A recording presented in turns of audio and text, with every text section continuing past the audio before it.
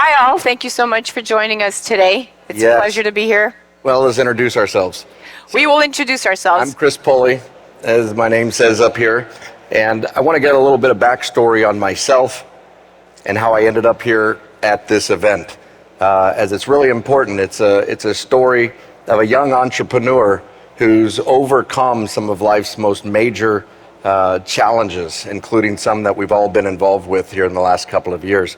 So with that, my first career was in multifamily syndication. I put together apartment deals. And the last 10 years, I've been CEO of a digital advertising and analytics firm. And the last basically 5 years in total, I've been the CEO of Bad Media PR. It's a blockchain and crypto PR agency. And for 3 years, we've been putting together mergers and acquisitions around the Web3 space and the metaverse space. So it's been an interesting journey up until this point. This is how I found out about the metaverse, Bad Crypto Podcast. This started such a phenomenon 5 years ago and created so much interest in learning about what blockchain and Web3 is that this show became one of the top blockchain and Web3 entertainment or edutainment shows in the industry. They led with the NFTs, as we probably all heard about in the early days. It's amazing what's happening in the metaverse. You literally go hang out and party with Mr. Snoop Dogg in the metaverse. It's amazing how the worlds of 3D and virtual reality are all coming together to create experiences. I think my team wanted me to just touch on some of the things that are happening in the metaverse. So the Gather Network is a project that's helping the planet go green while eliminating digital advertising. So for the same privacy statement, you allow them to use your processing power of your computer while you're watching a video, reading a website, and the web domain earns from your processing power. And at some point, we'll be able to eliminate ads from your experience because they're using that extra processing power and saving the planet at the same time. So it's just interesting where all this is going and what the industry is allowing in this new world. So with that, that's a little too much there. I think this is getting very interesting, what's happening in the metaverse. This Animoca Brands is one of the leaders in metaverse development, actually creating the experiences and using blockchain wallets for exchange and identification. They just had a $5 billion valuation after 3 years of running their business. It's absolutely amazing what's happening and how fast these things are happening. I'm sure people have heard about this. I think this might have been some of the topic of the show and what's happening. It's exciting to see the industry paying attention to what Web3 and metaverse experiences can bring to fan engagement and to bring to the relationships between the clubs, the players, and the players with their individual fans. And I think you'll learn here that the opportunity that's been developed is there, and it's just absolutely amazing what's happening in this space from a financial perspective. This is why I'm here. Mr. Craig Muir, he had the vision almost 5 years ago to develop a live entertainment and sporting business with the camera setups at the stadium to broadcast in VR reality, broadcast the game into the metaverse and give a live experience. And when I met Craig, I was said, people aren't going to put the headset on. I don't want to put a headset on. He says, you know, we know that. And this isn't just VR, it's AR, it's mobile. But more importantly, if someone's going to pay for a plane ticket to see an event, they'll put on a headset.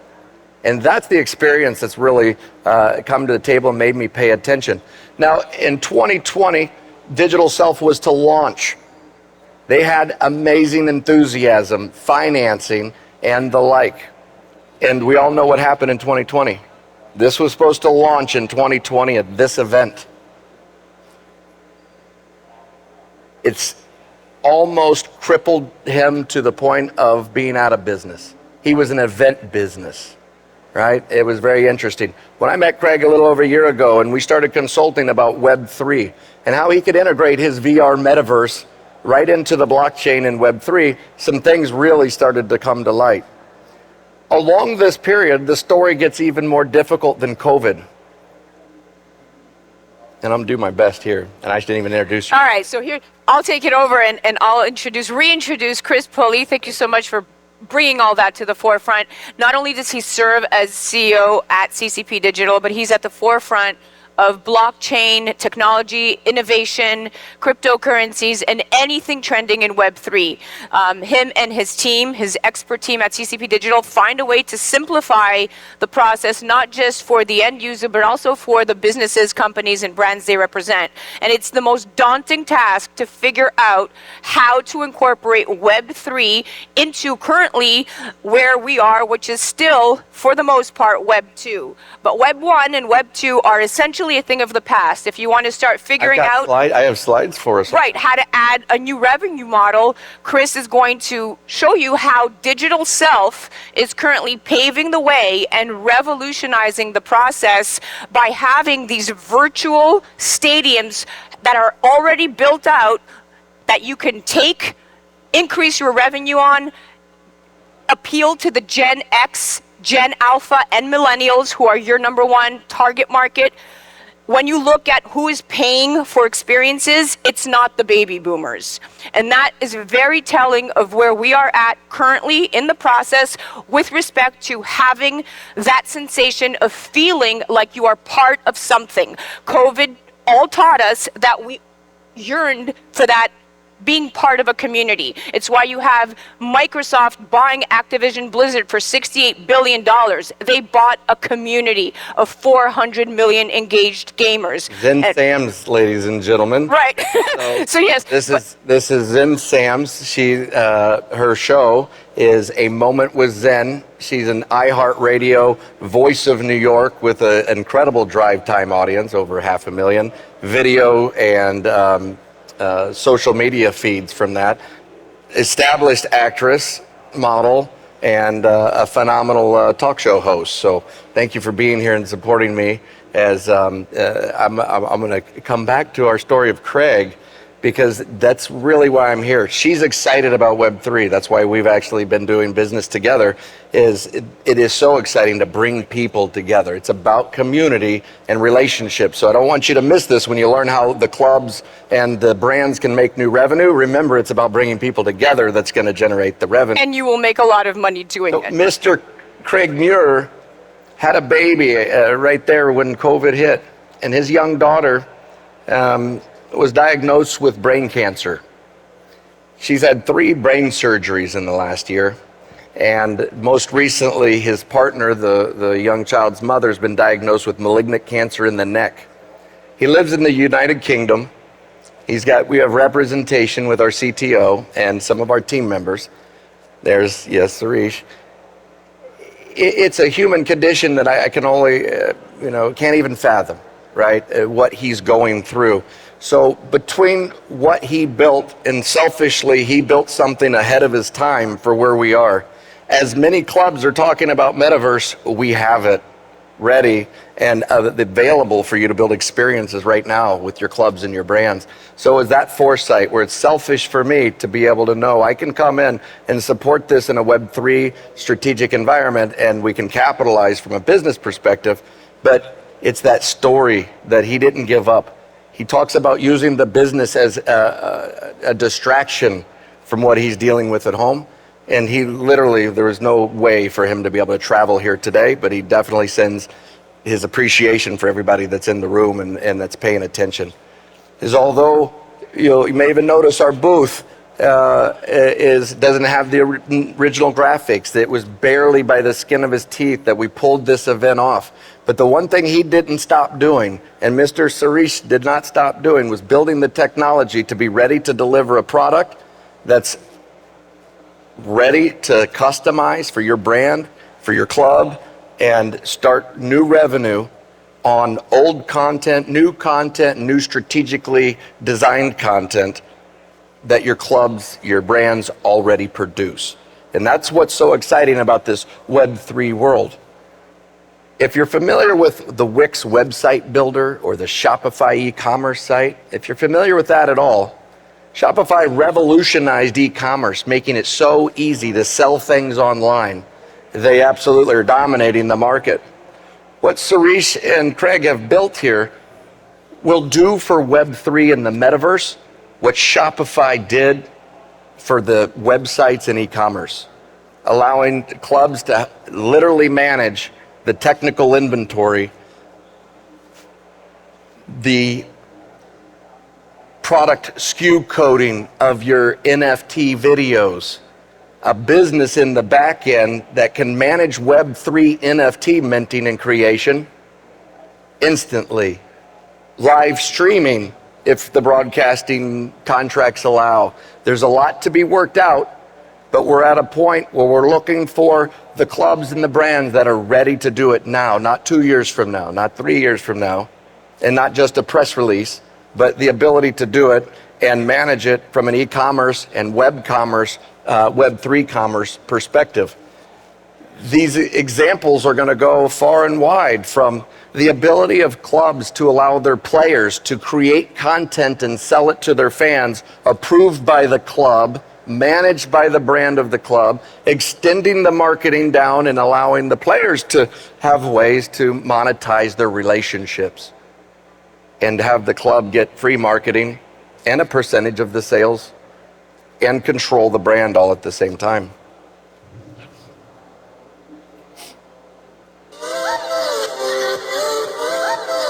We're on the cusp of a revolution in human technology, a new 3D immersive internet, a digital economy with new game-changing forms of revenue, community and connection without geographical boundaries, placing people within experiences, sports, entertainment, and education.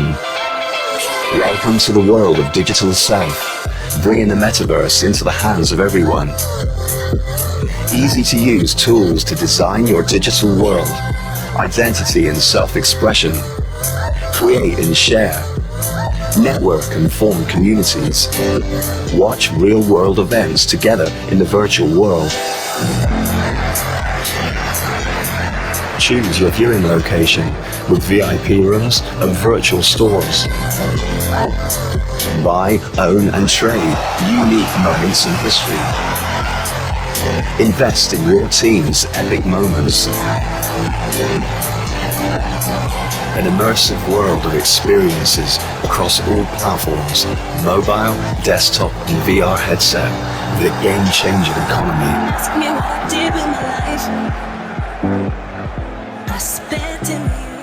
Now, they're going to queue up some images from this video, and I'll speak to a couple of them. And when they get them queued up, so you can see the interface and understand, well, in this screenshot here, what you're looking at is a live event that's been captured with the 3D cameras for a VR experience. Literal seating, virtual seats have been put in places in the stadium where there's nobody sitting, in the aisle sometimes. And you can go and sit down in the stands at a seat and look at the live person next to you while you're watching the game in Metaverse. And if the person next to you in the very near future has AR glasses or AR on their phone, they can look next to them and see their family members sitting next to them in the seats in a virtual avatar way and talk to each other as if they're talking on the phone, but they're sitting next to each other and they can see. A player could put a headset on and speak to a team of children in another soccer game, and he can do it in 10 minutes from his house when he gets up in the morning and impact the youth because of these types of experiences of blending the two together. Let's go ahead and show the next slide.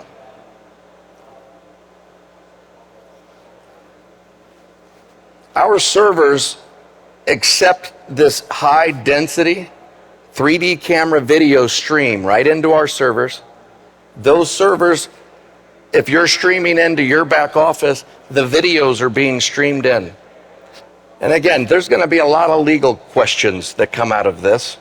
And I imagine the lower tier clubs are going to be able to take advantage a little quicker of some of this technology around IP and broadcasting rights, but it'll definitely be an interesting conversation with the big clubs and the leagues around the broadcasting. But this is a live feed coming into the servers that your webmaster, your virtual manager can literally have the game streaming live and capture a moment in time. The backflip kick that wins the game gets snapshot, built into an NFT, and offered within minutes of it happening.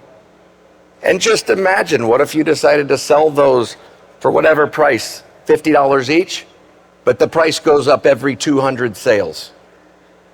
You choose. You decide the price. You just go ahead and do the next slide. I think we'll get into the...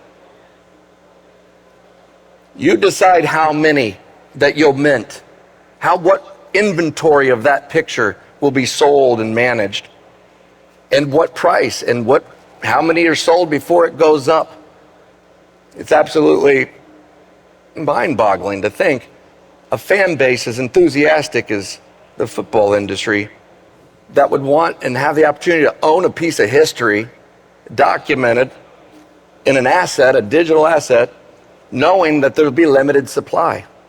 And so that component from a revenue and ROI perspective is absolutely have our conversations with businesses across industries excited as can be. So do we have one more slide, or was that it? That might have been it. Yeah, so we're good. I think at this point we want to open it up for some questions, and we've got quite a bit of time left, so we're willing to share our knowledge. And 5 years I've been drinking from a Web3 fire hose. So you want to take the mic? She's got you.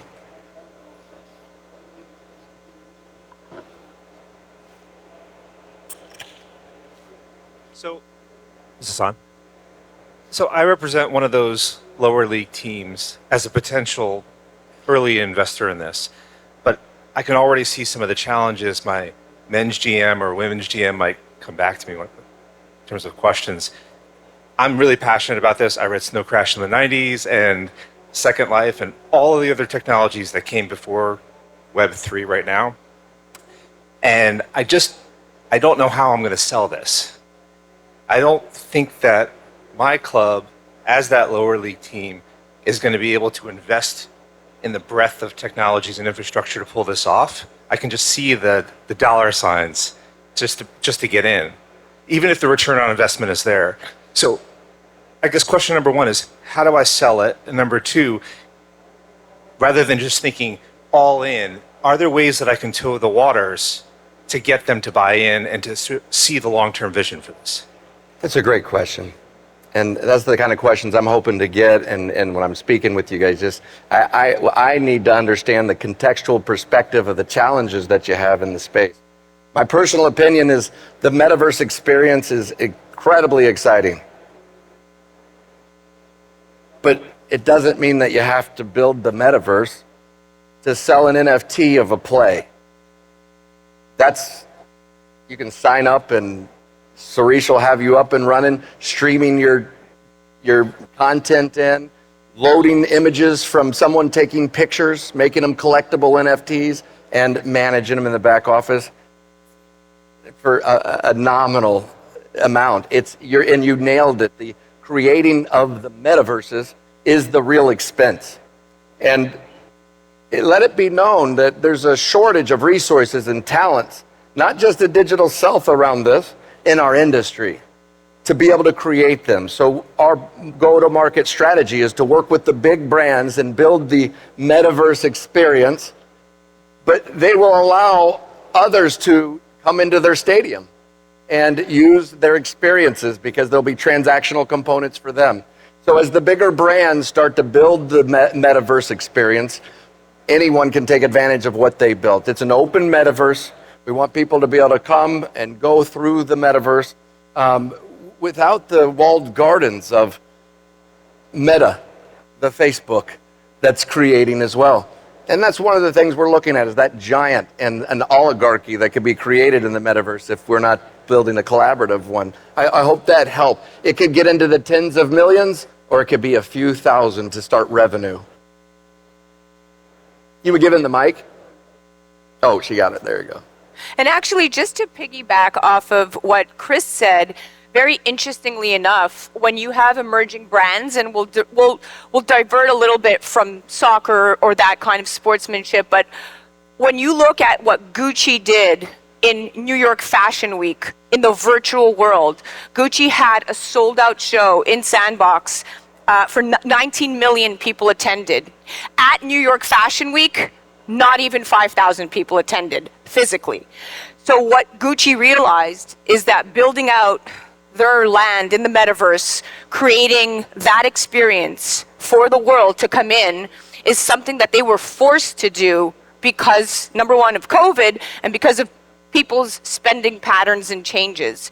When you have companies that are emerging doing things differently, like DigitalSelf, where you don't have to necessarily have this DigitalSelf concept to be something that is just cryptocurrency related or metaverse related. It's already an existing technology, something that like Manchester United is going to take maybe 4 years to build out and cost them upwards of 300 million. This is a fraction, ready to go, sign up, where's the paper, customize it, white label it for a fraction of the cost to get clubs, organizations, brands into a platform that accelerates the Web3 experience because Absolutely. the technology has already been built out for the last 4 years. You definitely want to be investing in things that are ahead of the curve. You don't want to be, if the 10,000 people are doing something, you don't want to be 10,001. You want to be at that between 1 and 100 coming up and revolutionizing things. And Mark Cuban said it best. Show me something that's been done.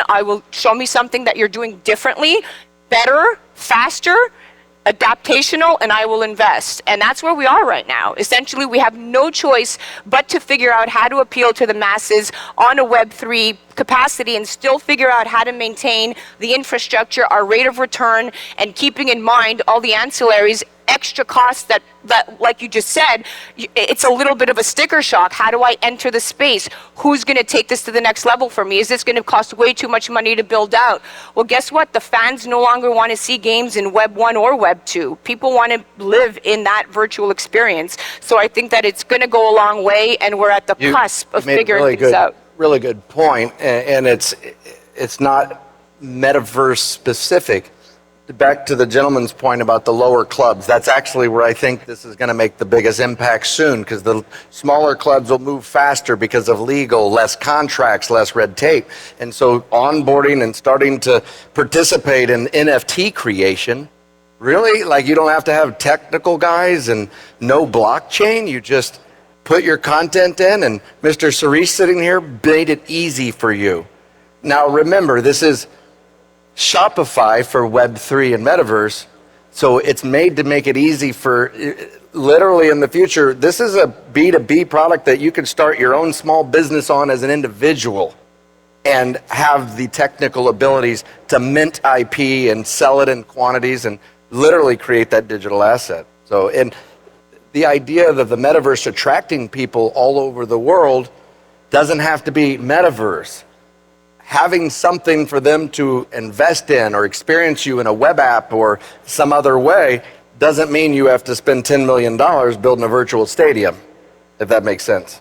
This is, go ahead, you were asking that. Yeah, no, just two questions. One is, so for a lot of brands, metaverse is a bit, well, for everyone, metaverse is a concept, it's an idea, right? And everyone has a different take.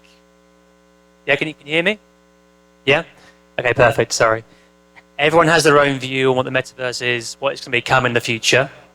What's your take on how do you prototype, pilot solutions for brands? Because I imagine you're having these conversations, but a lot of brands want to see something kind of more tangible.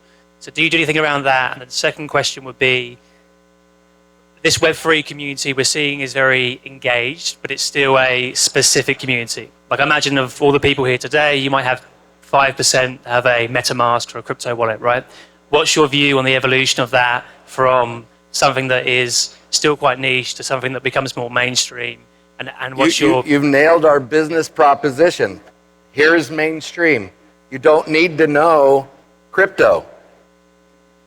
You can use a credit card and buy the collectible NFT. It's the ability to bring the mass audience in. If they have a crypto wallet and they want to buy in crypto, great. If they want to use a credit card, great. If they want to use PayPal, great. If they want to use their bank account, great. It's literally what currency do they want to pay with? Soccerex has made it easy. Got it. Did that get you there? It did, yes. And around the brands, they're doing it, guys. You know, Nike's advertising budget's bigger than 80% of the market caps of all the companies. Their advertising budget. We're using those to build out the metaverse experiences to make Nike cool, so you can buy your custom NFT shoe you designed on your avatar, and then they'll ship you the custom pair 3 weeks later in the mail. That's happening. I mean, that's going on right now. Shipping containers with VR experiences built in, being sent over from China so Nike can drop ship it at an event and give people a VR. That'll bring people's awareness to what's going on, why it's worth having the equipment to do it, and the brands are leading the way, and some of them are so far deeper than you know. Boot tag, ladies and gentlemen, I think that's the technology that is going to integrate very well into DigitalSelf. Anybody else? Yes. Can you hear me? Yeah. I got a quick question regarding the scalability of this technology, because if you look at the benchmark product like Rift, it starts at $300 and goes up to $1,000 for the normal consumer. I didn't hear the meat of that. Yeah, so I was saying that like a benchmark product like the Rift, like VR experience for a normal consumer. Like an Oculus. Yeah, for example. It starts at $300 and it goes up to, let's say, $1,000. So I'm wondering, to what extent is this actually scalable for a normal person going to a game? That's fantastic. Number one, we might need to define Web3 here, because this isn't all metaverse virtual reality experience. The fans can watch on Soccerex has it. You can do live stream to your phone, to the desktop, to your headset. It doesn't matter. You experience the content the way and the abilities in the way that you want to. And so the VR experiences are there. And what we'll see happening is the prices of them will go down. They'll be given away. The headsets will be free soon because the money is in the content once you get them. So in the scalability, think about smartphones. Not everybody's going to get a smartphone. Well, we have governments giving out smartphones to citizens in other countries now. So if you think that it's valuable, there's going to be a way that it's going to scale very quickly. But today, I look at metaverse and the VR experiences as so cutting edge, and it's awesome, and that's why people want to look and talk, and it looks cool and it's exciting. But I'm a businessman, and that's out there, and it's going to take time for adoption. Today, businesses have the ability to get into the Web3 NFT game with the as easy as starting a Shopify store. You're now in Web3. You're participating in the new economy. Let's let VR and virtual reality grow at whatever rate it does, which will be a lot faster than I think we're all expecting it to. I hope that helps. Right, and then the NFTs as well, that would be trading in the metaverse, specifically like in DigitalSelf. That's an additional, that's a currency essentially that you would use to get your, to decorate your land in the metaverse. Or essentially those NFTs, should you participate and choose to participate in that extra profit, will really translate to something as an additional SKU for any company or brand. Get questions. I got 3 minutes. Yes, I'm going to get next questions, question. and Teresa wants an add-in too. Yeah, go ahead. Hi. My question is more simple. When you talk about the metaverse, you have all the different game platforms. You have Roblox, you have Sandbox, you have Rec Room. See, there's metaverse being used outside of VR, right? So this is a confusing topic. Web3, metaverse, blockchain, crypto. He's saying metaverse, Roblox, Minecraft, Sandbox. Sandbox is a better version of those, but in Web3, so kids can build stuff and sell it. Yes, my daughter is 6. She has land in the metaverse. Absolutely. So the question. She's on Roblox. Yeah, so exactly with that. You have to identify the demographics you want to reach. What is the public you want to reach? for a company, when she wants to make an investment like this, which of these metaverse platforms they would invest? Why invest in one and not in the other? And what your company, in what kind of platforms you guys can build the content creations, like the stadiums, for example? About 3 questions. Okay. So the virtual environments are being built in Unreal Engine, and they had been being built in Unity. Unreal Engine has just incredible environment scale, so and the depth of it. So there's your technical answer. The metaverse example you gave of basically games, and why are those games so dang popular? Why is Roblox worth $40 billion? Publicly traded company is a video game that has terrible graphics, no VR experience, but it's worth $40 billion because the kids are in there with their friends, and they said, look what I made. Oh, look what I made. And it makes community. That's why that company's worth $40 billion. That's why Minecraft is worth what it is, and that's why Sandbox is one of the biggest, fastest growing virtual games out there, that's grown 15,000% in token price in the last year. Does that help when we get there? Because that's not metaverse. That's metaverse in a virtual game, but not virtual reality, so to speak. Yeah, just to clarify on that, if I'm a company and I would like to make an investment, for example, looking for a specific young people to reach out my product, and why wouldn't invest in a game like this that is already established, and in terms even for the partnership activations, the brand activations? It's cutting in and out. Keep it closer. I didn't get all your words. I'm sorry. Sorry. So for a company, when she's making a business investment of starting there, why not go into the games if they're looking for this specific public? And how you could connect, like, what is the decision to which of those different environments, different platforms they would invest? To draw people over? Sandbox, Gala Games, you really can't get into the closed gardens of Roblox and the Minecraft because it's a corporation and it controls what goes on inside there. And that's why we see this what he's talking about is a big business for us, because now we're creating sandboxes that the kids own themselves because they bought the tokens that gave the money that built the game, and they're the owners of their own game and they run their own destiny. I think it's about a $4 billion market cap on Sandbox, and the kids and the players are all building the value together. Web3 is essentially power to the people. Power to the people. Another question? Very good. So we got a big booth, and we're here to answer questions. You heard the story of Mr. Muir. We were not prepared the way I would expect us to. I'm listed as the CEO, but I'm an interim CEO. I hope his situation is going to change quickly and he take the reins back. But either way, we're going to be helping him design, distribute, and make the environments easy and bring more and more resources to scale it faster and faster. But we're looking for the partners that want to start to pilot and test. It's very inexpensive even to get some test up. And we're also looking for the big brands, the guys with the money, right? Help the second tier teams. Build the stadium, let them use it, right? Make an open metaverse with us. Make it collaborative. No closed gardens anymore. The community has to have share.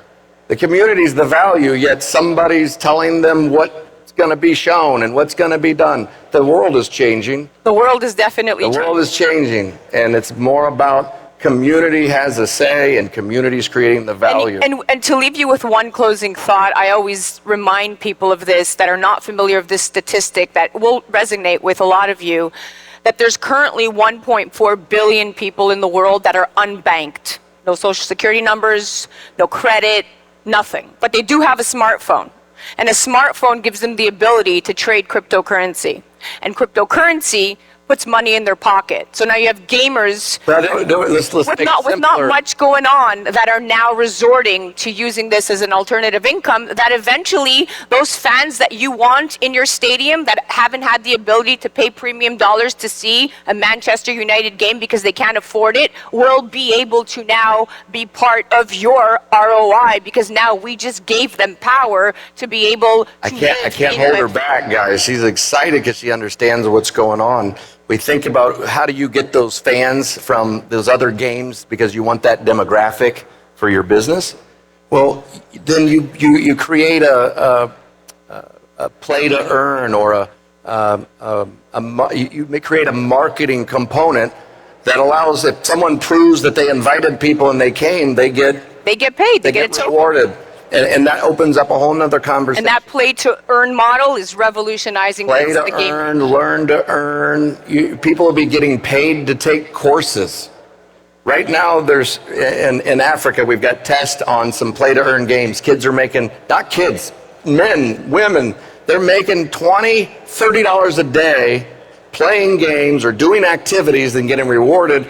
It's more money than they can make with the opportunities they have at hand. Yes. And that's exciting as far as a global economy is going. She opened a can of worms around this play to earn. It's an entirely other conversation. DigitalSelf will have its own utility token. One of the many uses of DigitalSelf will lend itself to that model, because this is just the beginning. And help your clubs and your brands launch their own tokens and make rewards, and you can earn it this way. And if you buy this, you get these tokens. You invite this many people, you get those tokens. You can pay them in tokens within the environment itself. The world is endless, and this is just a big can of worms for you that have been on the edge.